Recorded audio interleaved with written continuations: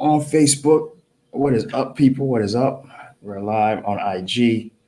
What is up? What is up? We're live on YouTube, Facebook. Good morning, good morning, good morning. I got an action pack episode for us today. We're about a little bit sooner, but I had some issues related to the webcam, right? But we're back, we're here. We're ready to knock stuff out and get going, right?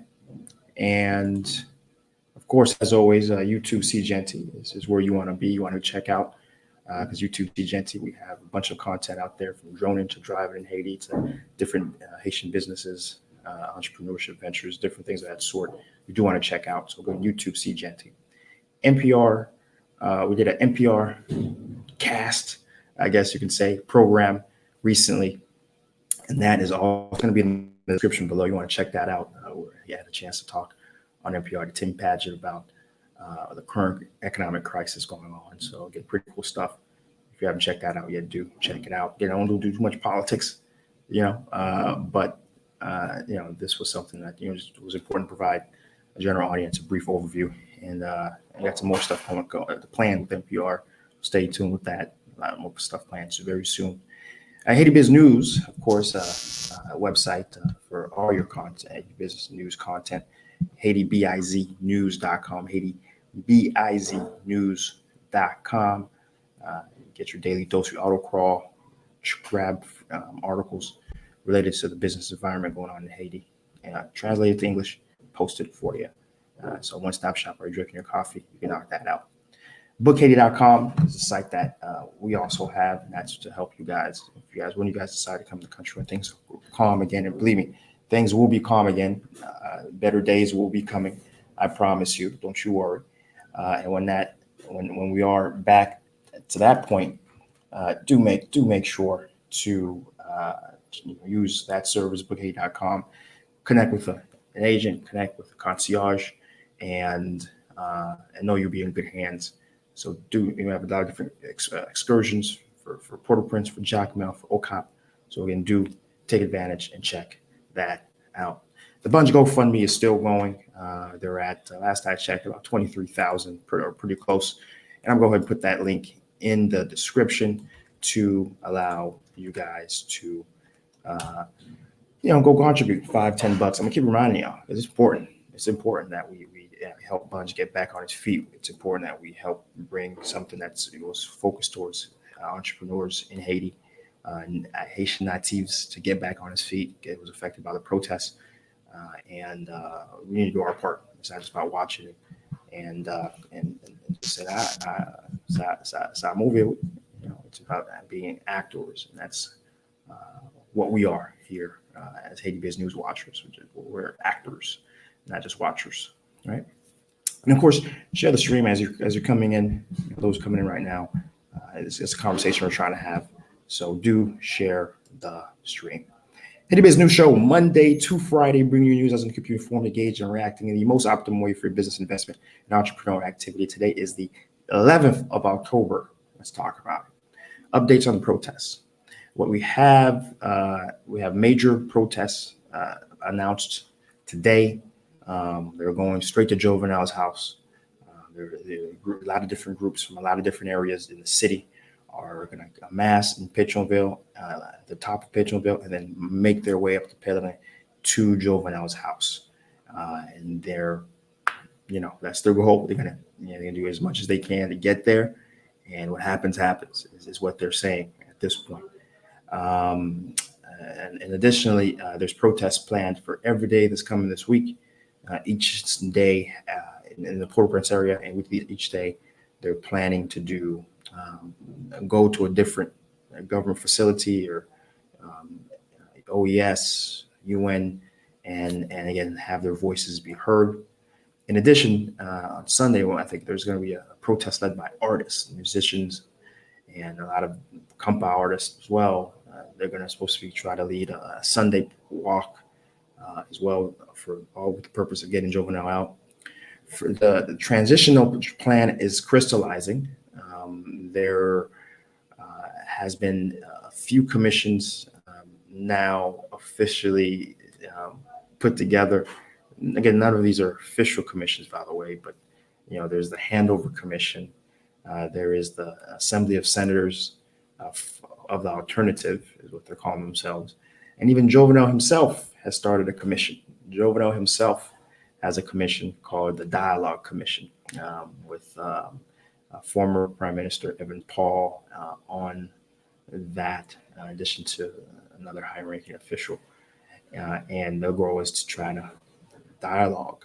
But I saw a funny meme the other day saying, listen, when they're taking Petrocaribe money, there was no dialogue, right? When they were, bringing mercenaries into the country through Gagot, there was no dialogue, right?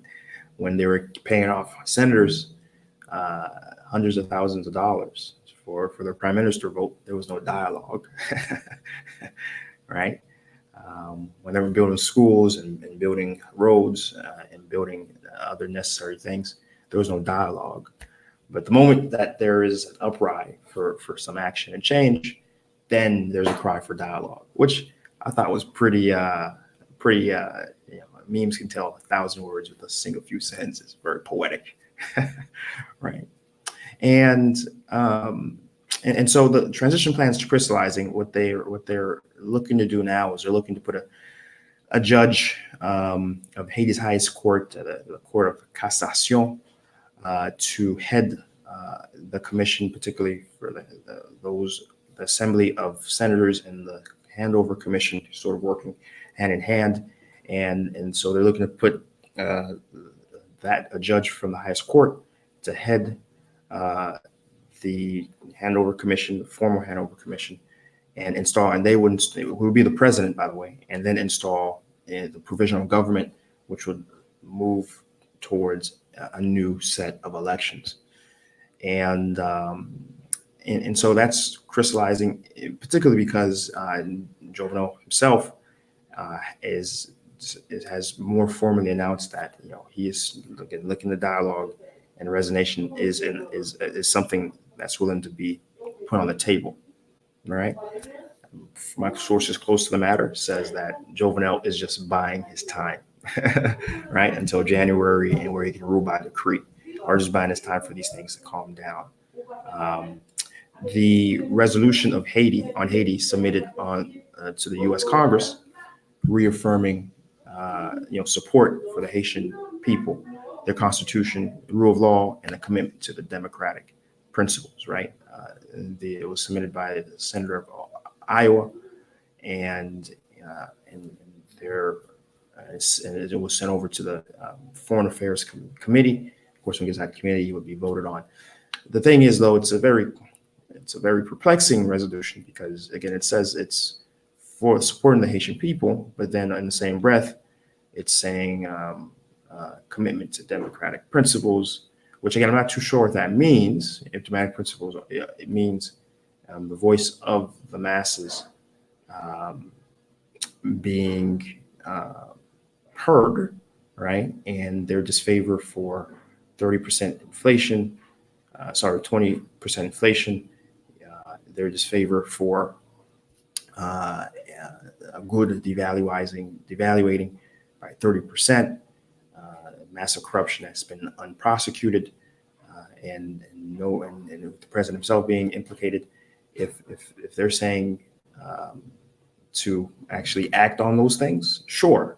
And if they're saying no, keep Jovenel in there just for democratic principles, that's not what the will of the people are actually expressing, right? And so certainly there is I guess we'll see ultimately what they really mean by those words, but it was certainly it felt like it was a lot of words without much tangibility in there, right? But certainly those are protest updates. We'll certainly watch today. Today is supposed to be very much a Tête Chargée day. Of course, if you're watching from Haiti or know anybody in Haiti, I would recommend that they not do too much activity today, because again, a lot of protests are planned in the Port-au-Prince area. Next news story has to do with gas in the countryside. I think we've talked about this in past episodes, how things are very much in a very difficult situation For places outside of the major city of Port-au-Prince, we've talked about Okai, we've talked about Gonaive, where the security situation, in addition to supplies, have been exceptionally low because of the fact that the protesters throughout the way have been blocking major roadways, and even before then, they were dealing with gas shortages that were preventing need supplies and food from the city to get to those provincial areas. And now there is a really insurgent of black market. Despite the fact that there is gas in the Port-au-Prince area now, the province is still very much behind, and the black market prices are in line with the highest we've seen in the Port-au-Prince area. It's as high as 750 to 1,000 good, which is equivalent to about 10, almost 10-ish dollars. No, actually more. It's more closer in line with, about 10-ish dollars per gallon. Whereas in the city, the gallon price right now is closer to about $2.50, which is certainly problematic, right? We'll keep an eye on the situation. There's supposed to be a push to get gas out to the provinces, right? And so we'll certainly eye that and see if there's any news information. But it's a very difficult situation to be in if you're in the provinces where income is already low as it is, and they're facing again the humanitarian crisis that I spoke about in my NPR piece. Really has to do with the provinces and their lack of capacity to get food and their lack of capacity to get gas, which are two very important things that drive the day-to-day activities of the provincial areas. Inflation, the next news story has to do with inflation. August numbers are out. Year over year, they're at 19.5% in Haiti, which is higher than July's year over year amount of 19.1%. The biggest drivers of Haiti's inflation thus far certainly has to be health products, which is at 27%. And specific food products, my grain, my moulin, excuse me, mango, papaya, banan, all very big staples, and they've seen 30 to 40% increases in their prices, which is incredible year over year to get a 30 to 40% increase in very important staple products. It's hard to fathom for a class of people in general who struggle. Will Jean Pierre, good morning. Good to have you in the stream over on YouTube. Good morning. And but of course, as always, where you see despair, there's generally opportunity. And imagine if you had a farm and you could invest in agricultural, right? My agriculture. I see Haiti giving me some lip for how I was pronouncing my moulin. It's early morning. Excuse me. Right. And certainly, if you had if you were in a position to actually farm some of these products, having an increase in price is actually somewhat potentially a good thing. And if we had more actors acting on these movement of prices, you could potentially see a change in a decrease in the price if enough folks actually moved in. It's basic economics, supply and demand, price drives action. But unfortunately, as we know, the domestic agricultural economy is improperly incentivized. We make it too cheap to import, and so it's as much as I still advocate folks to go in agriculture because there are individual gains, it's going to be hard to change the macroeconomic condition of the country without the proper government-placed incentives, i.e., increased tariffs and incentivize local domestic production through loan programs and other facilitatory agents in the economy. But certainly 19.5 year over year, and we had a month-to-month increase between July and August of 1.6%, with the highest drivers being clothing, at 3.2% and restaurants at 5.1%. Something has to change, and because these percentages are untenable and unacceptable for massive people already living in a margin, right? And nothing will be done so currently given this political crisis, right? And finally, we have a story where our National Museum of Haiti, MUPANAH, is honoring King Henry Christope. Henry Christope, of course, is the leader of the War of Independence. He was president in 1806, gave himself the title of king in 1811, and ruled until 1820. It was under him that the Citadel Sans-Souci was constructed. The Citadel La Ferrière and the Castle Palace Sans-Souci were constructed, and the museum currently already has his revolver that he used to take his life. The main key of the Citadel as well is at the museum, and other objects of his court from 1816. And of course, additionally to his portrait, there's a portrait of him as well in MUPANAH. So what they're looking to do, in effect, starting from next Tuesday onward, is to this year will be mark its 199th anniversary. And so what they're looking to do is to honor different institutions, associations, historians, writers, artists, we'll hold different events at MUPANAH and throughout the city and hold memorials to celebrate his memory, celebrate his actions as one of the first leaders of the independence, and someone who really influenced so much of the culture and what we know of Haiti. Again, the symbol of Haiti, the Citadel, was founded under his time, and really is a sort of Eiffel Tower of sorts for Haiti, and it was founded under him, right? And so that's certainly news information that we certainly had to provide, because again, there are other things going on in the country, despite these very difficult times, despite the political climate. There are important things that culturally that are happening, and King Henry Christope's 199th anniversary, leading into his 200th, are certainly things that we need to take pause and give appreciation for. So that's where we're going to end it for today. Appreciate those who came on the live. Again, if folks, remember, folks, if you have any questions or things you want me to comment on the live, any questions, any comments, any perspectives you want to provide, never hesitate to leave that comment. I will read it on air. Even Haiti's shot at me concerning by the way. Right? And so again, I do want to appreciate those who came on the cast today, and we're always here Monday through Friday. Today is Friday. We'll be back again on Monday. We'll be traveling, so there is a chance that we may not be able to do the Monday cast. But if there is no Monday cast, remember there's HaitiBizNews.com, and you can get your full dose of activity, what's going on in the country at Haiti Biz News. And of course, if we're on Monday, we'll be on our usual time, about 7 a.m. Eastern. As always, go to YouTube Seejeanty for a bunch of really cool content that we have going on. Remember, we have the Bunch GoFundMe. We got Israel Lopez from Singapore.